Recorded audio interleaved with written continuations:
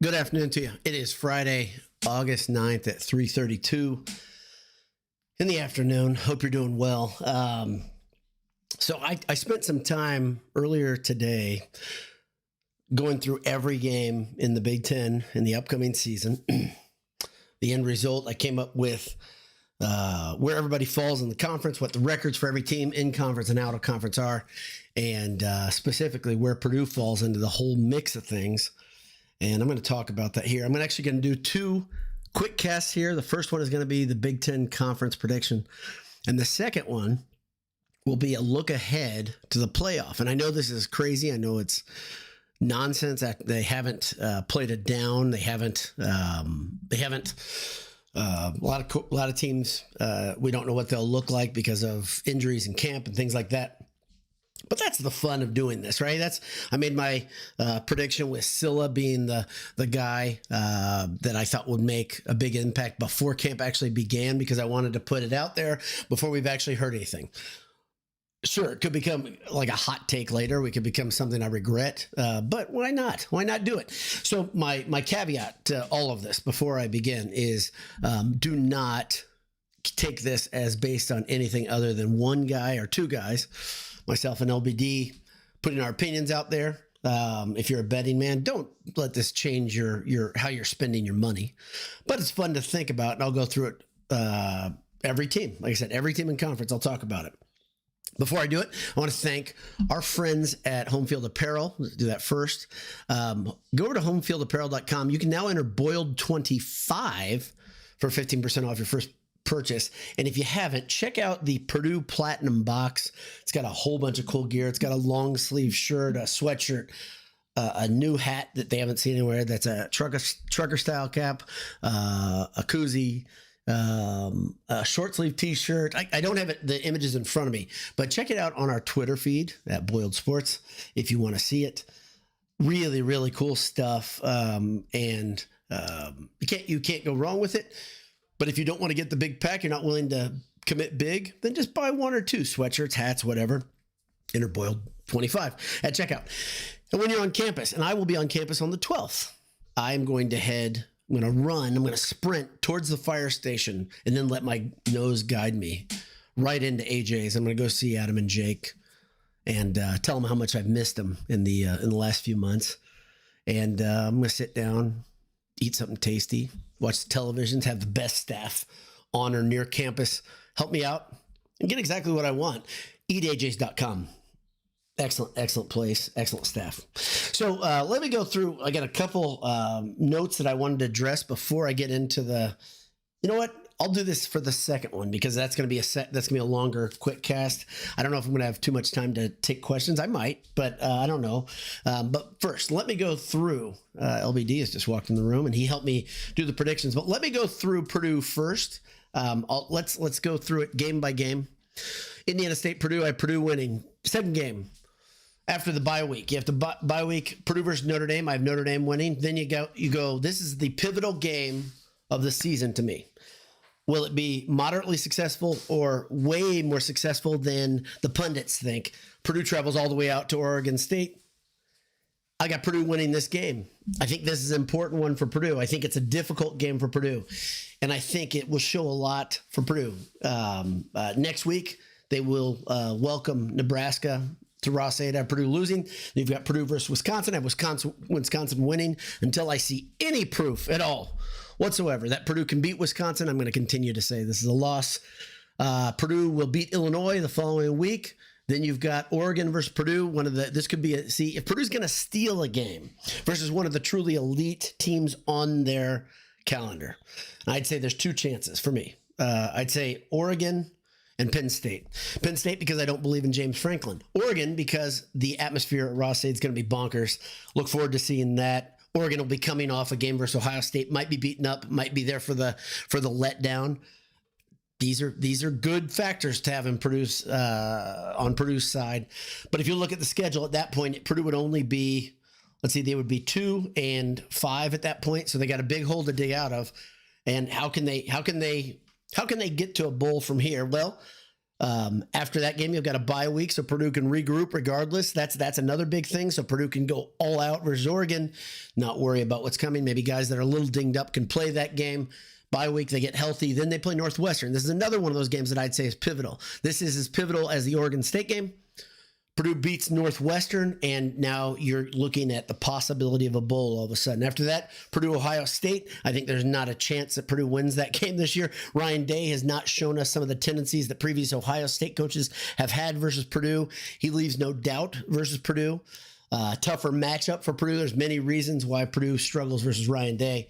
So I have Purdue losing Ohio State, then I have Purdue losing to Penn State, and I have Purdue finishing out the season strong with wins over Michigan State and IU. Two teams that I don't have a ton of belief in as they transition into new coaches. I'm not quite as confident in IU as their new football coach is. So now let's look at the whole thing. That would put Purdue at 6-6, a shocking record for many people. I don't think it's absolutely ridiculous. I don't think it's out of the question, but it would take a couple wins over teams that are tough. It would take Purdue growing up quite a bit. I think the idea of 8 wins, we've had some of the people in the comments, maybe you're one of them, that said, yeah, Purdue's going to win 7 or 8 games. I am not going to rain on that parade and tell you that you're wrong or out of line. You just have much more confidence than I do. So my record of 6-6 has Purdue going 2-4 at home and 4-2 away. Conference record of 4-5. That put them in much better position than last in the conference. They would finish in a tie with Minnesota, Maryland, Northwestern, and Washington at 6-6. Let's see, in conference. And then they would be in just a 2-way tie in conference with Minnesota at 4-5, both of them. And then the head-to-head, there is none there. So the place that I looked, you'd have a coin flip, or I don't know how they have the tiebreaker there. Probably, I would think Minnesota might get the better bowl game in that scenario if that were the case, just because of recent records. Or maybe that would be the decider. Who's going to which bowl recently? So let me go through the entire Big Ten Conference now. I'm going to start at the bottom. I'm going to start at number 18. My last place finisher is your Indiana Hoosiers, going 3-9 on the season, 0-9 in conference. After a strong pre-con start, the Hoosiers do what they do every year, which is start like they're fired out of a cannon because they play no one. And then they skid and try to figure out how to do things. And during that time, my prediction is they'll mess around with the quarterback, trying to figure out what's going on. New systems are tough to install, but that's my prediction. Is I don't have a lot of faith in IU. I also don't have much faith. The teams down here below Purdue, let's see. You've got Minnesota, Maryland, Northwestern, Washington, Illinois, UCLA, Michigan State, and IU. A couple of those I think are pretty... the ones that are directly below Purdue in conference, I got Minnesota, Maryland. Maryland's an interesting team, and going through their season is really, really interesting. I'll talk about that in a second. Number 17 in the conference, they'd be 4-8. Michigan State, a giant, tough way to start the season. Actually, they'd start well, and then they'd finish 1-8. Horrible way to suffer through a season for the Michigan State fans. 16th, I got UCLA going 3-9 overall, 1-8 in conference. Any confidence I had in UCLA, which wasn't much, was ruined during Big Ten media days. Illinois at 15th, going 3-9, 1-8 in conference again. 14, Washington. I think this would be a shocking result for Washington fans. This isn't because they're necessarily a bad team. It's again because the transition. They got a lot of things to figure out. 6-6, 3-6 in conference. I think that would be smelling salts to the Washington fans. I think that there's a good chance that Washington could be much better than that. But again, when you're looking at conference records and you're looking at where teams are coming from, there's a lot of factors that have to go their way. The thing that I have, why I have Purdue going so much better than many of the media pundits, obviously I'm biased, but the second thing is I just believe in the depth and the size and the athleticism this year at Purdue a lot more than we all did last year. 13th in the conference, another 6-6 team. Northwestern finishes 3-6 in conference. Maryland 6-6, 3-6 in conference. And this is one of the most interesting schedules for me in the Big Ten. If you look at it, it looks like they could just start on an absolute tear. They could start 6-0, and then they could go 6-6. If you look at the way that schedule is drawn up, I think it's 6-6, 5-1 start is very likely for Maryland, honestly. They'd have to have one or two things go their way, but they could do it. Minnesota 6-6, 4-5. Purdue 6-6, 4-5. Wisconsin finishing just ahead of Purdue, 7-5, 4-5. Wisconsin fans might be starting to get a little impatient if that happens this year. Above them, the Michigan Wolverines, finishing 7-5 and 5-4 in conference. I think they're going to be embroiled in NCAA troubles this season. I think that thing is going to be tough. They are also dealing with the coaching transition. We've already found out that Harbaugh was given an NCAA punishment that means nothing at this point. But they're not done yet. This NCAA stuff is not done for Michigan. Above them, Nebraska, seventh place, 9-3 and 6-3 in conference. That'd be a really strong finish, a really good season for Nebraska, especially look at how this could all fall into place. Above them, Penn State at 6, 9-3 and 6-3. Rutgers, 9-3 and 7-2. And that one is also, that's almost the antithesis of Purdue. I've talked about this before. I've hinted at it. The Rutgers schedule is almost the opposite of the way Purdue's schedule lays out. They just don't have a lot of tough teams on there, and I think they can capitalize relatively easy, start off the season really well, finish 7-2 in conference. That'd be excellent. Fourth place, Iowa, doing exactly what you expect Iowa to do. 10-2 record overall, 7-2 in conference. They should be improved. They should be improved because maybe their offense will be able to move the ball up and down the field. That'd be a massive improvement in itself. But above them are the teams that you thought might be here. Ohio State in third. That might shock you a little bit just because Oregon is the team that would beat them. That puts them at 11-1, 8-1 in conference. USC 11-1 and 9-0 in conference. And then finally, Oregon wins the conference title outright before having to go to Indy and defend it. They go 12-0, 9-0 in conference. That would put me with 2, and this kind of shocked me, honestly, because I went through every single game. I had my son check through. I said, well, because he'd say, wait a second. Like I'd pick a game and he wouldn't like it, and I'd say, tell me why I'm wrong. We'd go back and forth. But we both feel pretty confident that Oregon's going to be right there at 11-1. But the big thing is beating Ohio State, and it leads directly to what would happen in the postseason. That would mean you'd have 2 former Pac-12 teams playing in Indianapolis, USC and Oregon. And I think this is a real possibility. The speed of both of these programs, the offensive firepower for both of these teams, I think is going to be tough for most teams to keep up with. I think it's interesting, though. Oregon has, I think, in my opinion, the best transfer quarterback in America. And I think that's going to play really well. That, along with their outside speed, is just going to be nearly impossible for the rest of the conference to keep up with.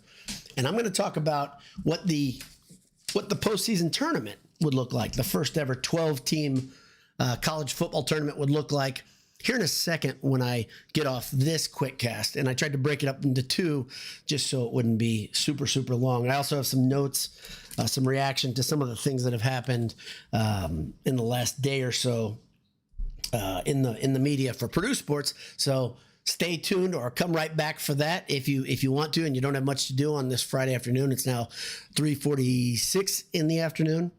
I'll be right back with another quick cast. Until then, let's see. I've got MHC says Friday fun. Karen Grulock says good day, BD. How are you, Karen? Ted Berkey, Boiler Up. Boiler Bruh 82 says BTFU. Ryan Michael Anthony Harrington says really wanting to get into Ross-Ade. Can't wait for the season to start.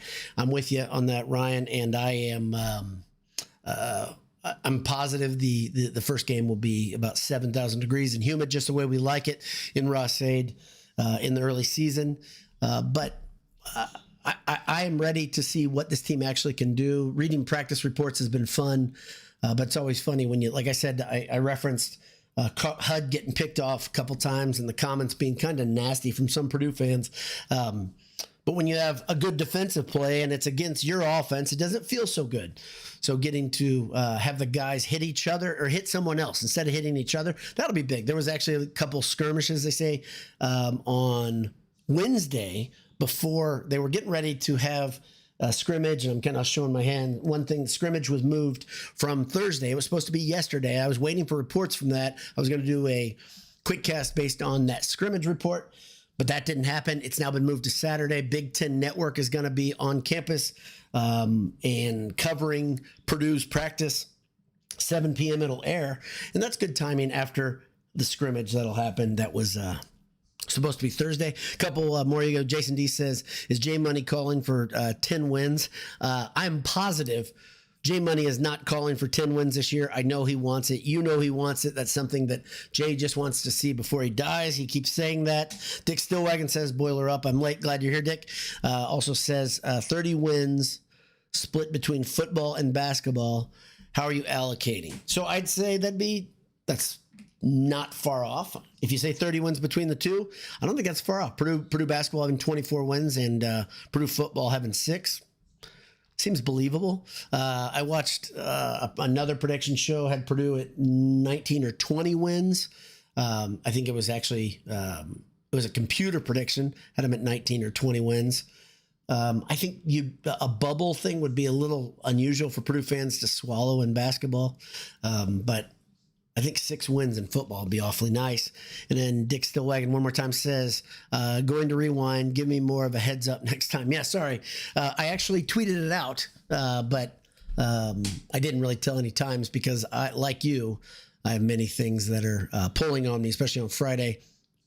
One of the big things around here is I like to try to do quick casts when there's nobody around, or I end up having the problems that you've seen before where just somebody in my family walks in, starts talking to me, and it's not down on them. It's just the fact that this is actually a working house, not just a beautiful studio environment. So that's about all I've got for right now. Like I said, I'm going to be right back. This is an under 20-minute quick cast. I think the next one will be maybe even quicker, but I'm going to try to put some notes in front of it just to stretch it out a little bit. That should also be an under 20-minute quick cast, and then I'll post them on the audio side on the Believe network.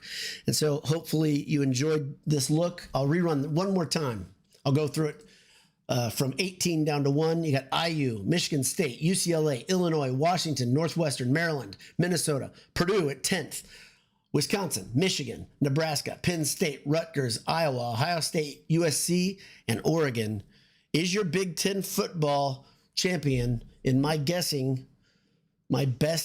guessing for the 2024 Big Ten football season, the first most recent expanded version of the Big Ten. That's about all I got for you in this part. Stay tuned or tune right back in. Like I said, I'll be back with you in the next 5 minutes. Definitely be here before I'm going to shoot for being here in exactly 5 minutes, but there's a little bit of prep I'll have to do. I'll try to post the image of my prediction maybe on boiledsports.com when I post the link to this, and you can talk through it. But you can also talk through it in the comments below. Look forward to it. I bet there will be some people that disagree with me, but that's okay. God bless you. Hammer down. Talk to you in a second. We'll see you.